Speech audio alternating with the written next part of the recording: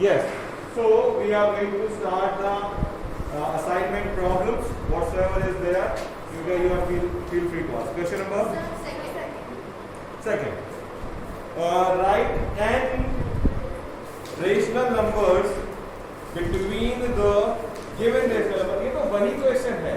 n rational numbers मतलब -1/4 and 1/3 और n लिखा हुआ है 3.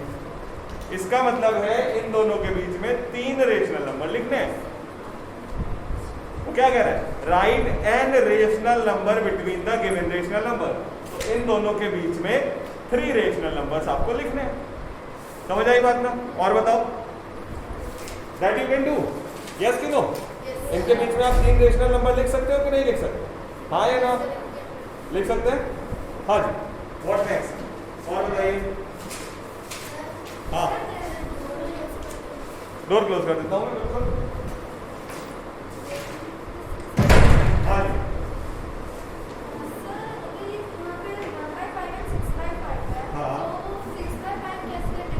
6/5 is a improper number. So for improper 1/5 and 6/5 represent the following rational number on a number line. So 6/5 को I will convert into mixed. 6/5 will be converted into mixed, and thereafter I come to know that this will lie between 0 and 1, and this will lie between 1 and 2, because it is already having 1, so it will come after 1. So I will make a number line from 0 to 2, and then how many parts? 5 parts. 1 2 3 4. 1 2 3 4. 4 parts will make 5. 4 marks will make 5 parts. 1/5. So the first mark will be 1/5. And then what we will have to mark? First mark after 1. First mark after 1. So 1 is here, and after 1 this is 6/5. Understood or not? So this way we will represent improper rational numbers on number line. और बताइए, जल्दी जल्दी पूछ डालिए जो भी आपका doubts हैं. Assignment 1 to 7. हाँ बेटा. क्वेश्चन नंबर 5 ऑफ असाइनमेंट 5 क्या कह रहा है? Find the other rational number if one rational number is p upon q and the product of the two rational number is r upon s. तो क्या कह रहा है? p upon q तो एक रेशनल नंबर है, इसके साथ कोई रेशनल नंबर मल्टीप्लाई किया और जो आंसर आया वो r upon s है. समझे?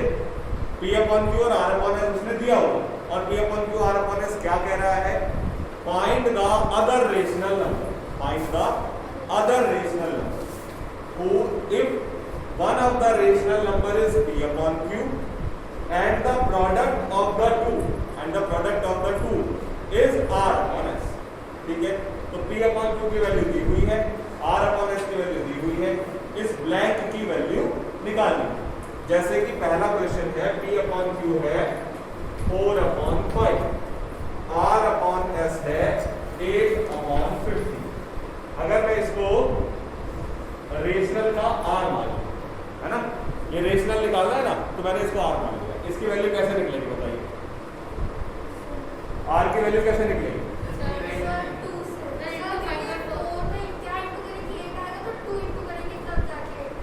अच्छा.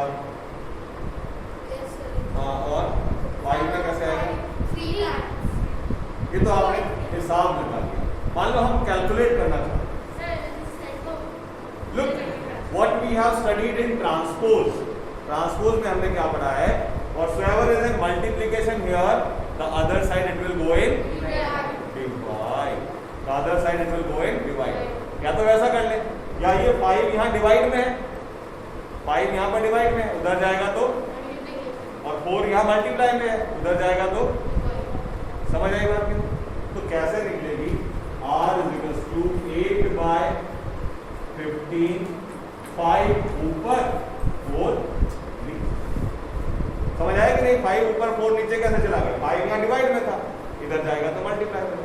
4 यहाँ मल्टीप्लाई में है, उधर जाएगा तो डिवाइड में जाएगा। अब 5 3 जा 15, 4 2 जा 8। इसका मतलब जो आप हिसाब लगा रहे थे वो ऐसे आएगा।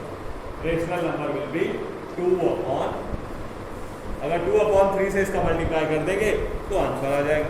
उठो बेटा बताओ क्या क्वेश्चन है। थर्ड का फोर्थ का वेरीफाई क्लोजर प्रॉपर्टी। आप बताओ क्लोजर प्रॉपर्टी क्या होती है? What is closure property?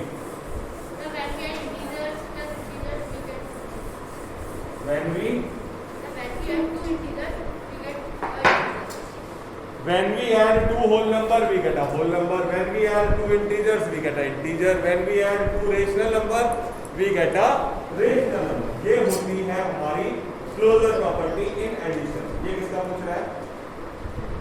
Subtraction. ये पूछ रहा है क्लोजर प्रॉपर्टी ऑफ सब्ट्रैक्शन। ठीक है, तो सब्ट्रैक्शन में कर देते हैं। x माइनस वाई करके बताना है हमें। हमें क्या करके बताना है? x की वैल्यू -2/, y की वैल्यू -1/6। उसने ये 6 यहाँ लगा रखा है तो उससे कोई फर्क नहीं पड़ेगा। एज आई टोल्ड यू कि न्यूमरेटर में हो या डिनोमिनेटर में, तो हम उसे न्यूमरेटर में ही शिफ्ट कर देंगे। ठीक है, बस अब इसको सॉल्व कर देते हैं।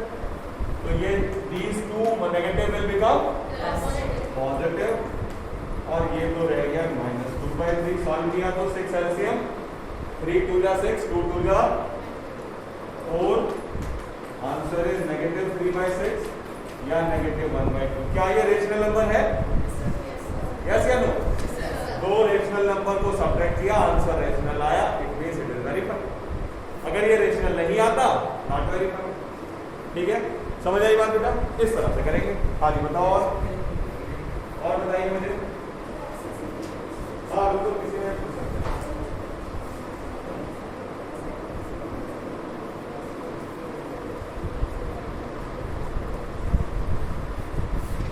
तो कह रहे हैं कि 2/3 और 4/5 के बीच में हमें रेशनल नंबर निकालने हैं, है ना? तो अब हमें कैसे पता चलेगा किससे मल्टीप्लाई करना है किससे नहीं करना? बिल्कुल नहीं पता चलेगा। हम सबसे पहले 3 और 5 का एलसीएम निकालेंगे। हम क्या करेंगे? 3 और 5 का क्या होता है? 3 और 5 का एलसीएम 15 हो जाएगा। ठीक है ना? अब आप मुझे बताओ 3 को 15 बनाने के लिए किससे मल्टीप्लाई करना पड़ेगा? तो हमें पता चल गया 5 से, तो दोनों को 5 से मल्टीप्लाई, 2/3 इंटू। अब 5 को 15 बनाने के लिए किससे मल्टीप्लाई? 5 को 15 बनाना तो 4/5 इंटू, ये हो गया 10/15, ये हो गया 12/15। दोनों के बीच में तो सिर्फ एक ही रेशनल नंबर है 11, लेकिन हमें तो 10 बताने या 5 बताने, तो हमें किसी से मल्टीप्लाई करना पड़ेगा। किससे करें? 100 से मल्टीप्लाई कर दिया। वो कह रहे हैं 100 से मल्टीप्लाई कर लो सर। ठीक है, ये क्या हो गया? 1000/1500। ये क्या कितना हो गया? 1200/1500। अब दोनों के बीच में 200 रेशनल नंबर है। 200 है क्या कि नहीं है? अरे नहीं है, 199 ही है। 199 है ना? 200 नहीं है दोनों के बीच, क्योंकि ये फर्स्ट हो गया वो लास्ट हो गया, तो बीच में कितने? 199 ही होगा, 200 तो नहीं होगा। Okay, so you will have to write 5 out of, कैसे? 1001/1500, 1003/1500, 1009/1500, ये सब इसके बीच में आ रहे हैं ना? तो इस तरह, और एलसीएम से पता चल जाएगा किससे मल्टीप्लाई। समझ आ गई बात? हाँ, व्हाट नेक्स्ट? बताओ बेटा। असाइनमेंट फर्स्ट का सेकंड क्वेश्चन क्या कह रहा है? स्टैंडर्ड फॉर्म में लिखना। देखो स्टैंडर्ड फॉर्म में हमें हमें दो चीजें याद रखनी। पहली चीज कि numerator and denominator should not be divisible by any table. दोनों को इतना डिवाइड कर देना है कि फिर वो किसी से डिवाइड ही नहीं, पहली बात। और दूसरी बात, ये जो नेगेटिव साइन है ये हमेशा न्यूमरेटर के साथ है, डिनोमिनेटर के साथ नहीं आना चाहिए। तो इसका तो सीधा सा ये आंसर, क्योंकि ये नेगेटिव हट के यहाँ आ गया, अब स्टैंडर्ड फॉर्म हो गया। दूसरी कहानी क्या है, 78/91 क्या किसी से डिवाइड हो रहा है?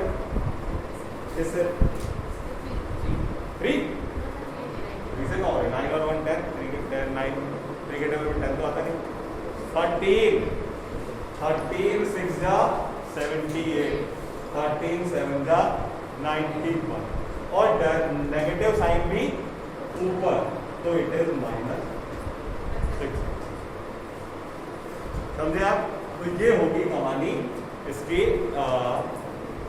स्टैंडर्ड। हाँ जी, और बताइए, और बताइए, कर नहीं रहे क्या? सब खाली खाली दिखाई दे रहा है। You will have to solve it ना। अभी नहीं मेरे साथ करने को कह रहा हूं, मैं कह रहा हूं घर से किया क्यों नहीं अभी तक। ये चेक होगी कि की नहीं की, समझे? हाँ जी, और बताइए, शाबाश, बताओ बेटा जल्दी जल्दी। असाइनमेंट 4 में 5 और 6, असाइनमेंट 4 क्वेश्चन नंबर 5 और 6। Verify the property. प्रॉपर्टी क्या है? x into y into z. पहले y इंटू जेड को मल्टीप्लाई करो, x इंटू वाई। सिर्फ मल्टीप्लाई का ऑर्डर चेंज करना। यहां पर पहले हम y को z से मल्टीप्लाई करेंगे, बाद में उसके आंसर को x से मल्टीप्लाई करेंगे। वहां पर पहले x और y को मल्टीप्लाई करेंगे, then the answer will be multiplied with z। What the point? समझ आएगा? बस यहाँ इसमें तो ये x की वैल्यू 3/2, y की वैल्यू -5/3 और z की वैल्यू 7/5। पहले इसको सॉल्व करते हैं, लेफ्ट हैंड साइड है ना। तो अगर मैं इसको सॉल्व करूंगा तो 5 से 5 कैंसिल हो गए, 5 से 5 कैंसिल हो गया। What we got? 3/2 into -7/3। अब इन दोनों को मल्टीप्लाई करूंगा तो 3 से 3 कैंसिल, आंसर आ गया -7/3। लेफ्ट हैंड साइड से तो आंसर आ गया -7/3। और राइट हैंड साइड पहले 3/2 को -5/3 से मल्टीप्लाई, पहले इन दोनों को और बाद में इसको 7/5। तो पहले क्या कैंसिल हो गया? 3 से 3 कैंसिल आया ना, बचा क्या? -5/2 और 7/5। अब 5 से 5 कैंसिल हो गया, तो क्या बचा? -7/2। वेरी फाइन बेटा, मास ऊपर रखो, मास नीचे मत रखो, है ना। ऐसा अच्छा नहीं होगा कि हम में से किसी की वजह से सबका आना बंद हो जाए, है ना। और अपना बहुत ध्यान रखो, जहाँ भी आप चीजें टच कर रहे हैं तो हाथ मुंह नाक कान से बचाना है। अब अगला वाला क्या है? डिस्ट्रीब्यूटिविटी। डिस्ट्रीब्यूटिविटी वेरीफाई करना है, डिस्ट्रीब्यूटिविटी ओवर एडिशन।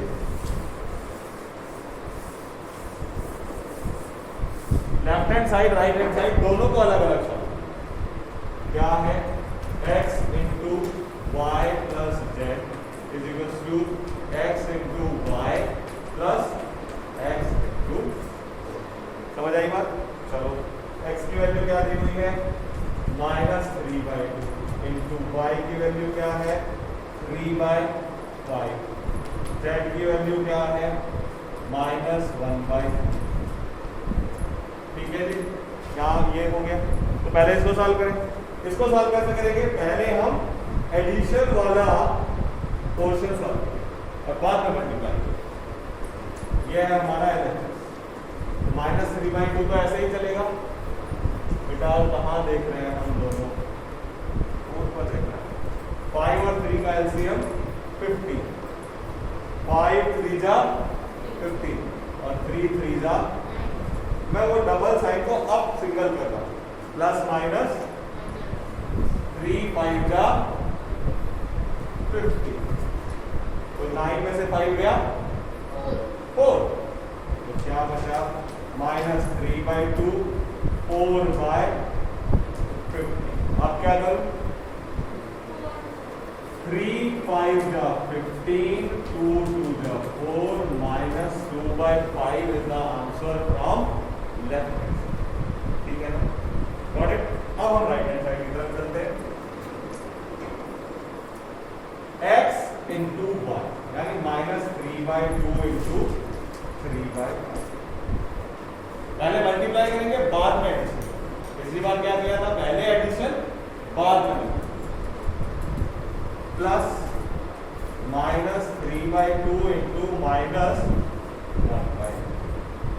ठीक है, अब क्या दिख रहा है, यहां तो कुछ कैंसिल हुआ नहीं, तो क्या आंसर आ गया 9/10, और वहां पर 3 से 3 कैंसिल हो गया और माइनस प्लस हो गया, तो प्लस का 1/2।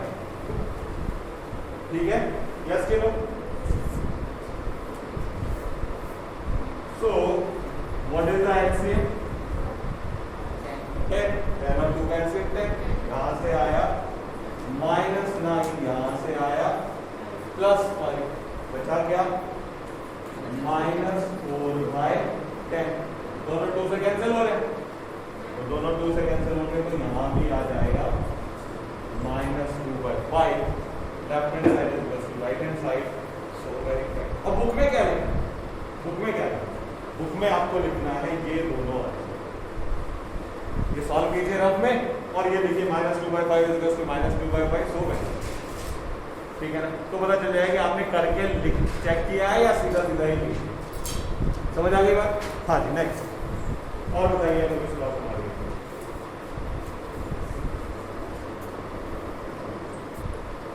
Let us see one more question, and the question is in such a manner. Although it will be better known to you once you will be able to solve exponent and power, but फिर भी थोड़ा सा समझ लो।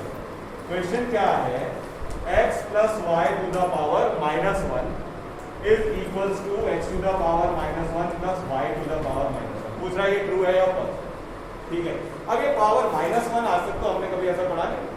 देखो, negative power को positive करने का क्या तरीका होता है, इस साल ये हमारे सिलेबस में है एक्सपोनेंशियल पावर, कि अगर हमारे पास x to the power -1 है तो ये पॉजिटिव कैसे होगी, जब ये डिनोमिनेटर में चले जाएगी। तो x to the power -1 is equal to 1/x। Numerator में है तो डिनोमिनेटर में जाकर पॉजिटिव, और अगर डिनोमिनेटर में है तो न्यूमरेटर में जाकर पॉजिटिव। कैसे, 1/x to the power -1 is equal to, समझ में आई बात, बात समझ में आई कि नहीं, कि अगर न्यूमरेटर में नेगेटिव है तो डिनोमिनेटर में जाकर पॉजिटिव, और अगर डिनोमिनेटर में नेगेटिव है तो न्यूमरेटर में आकर पॉजिटिव। समझ आई बात, यहाँ तो दोनों ही न्यूमरेटर में तो डिनोमिनेटर में जाकर पॉजिटिव हो जाएंगे। इसकी वैल्यू क्या आएगी, 1/x + 1, है ना, यस कि नो। ये पूरा का पूरा डिनोमिनेटर में आ जाएगा, और वो क्या हो जाएगा 1/x + 1/y। क्या ये दोनों सेम है, सेम है, नहीं सेम नहीं है। अगर देखो x की वैल्यू 2 और y की वैल्यू 3 रखे तो फॉर एग्जांपल, तो ये तो क्या हो जाएगा 2 + 3, और ये हो जाएगा 1/2 + 1/3, तो ये तो हो गया 1/5। क्या ये 1/5, ये 1/5 नहीं है, तो इट इज फॉल्स। सो ये फॉल्स। समझ आई बात। So this way you will finish off your assignment 1 to 7 by tomorrow, and from Monday we will start the new chapter, that is chapter number 2.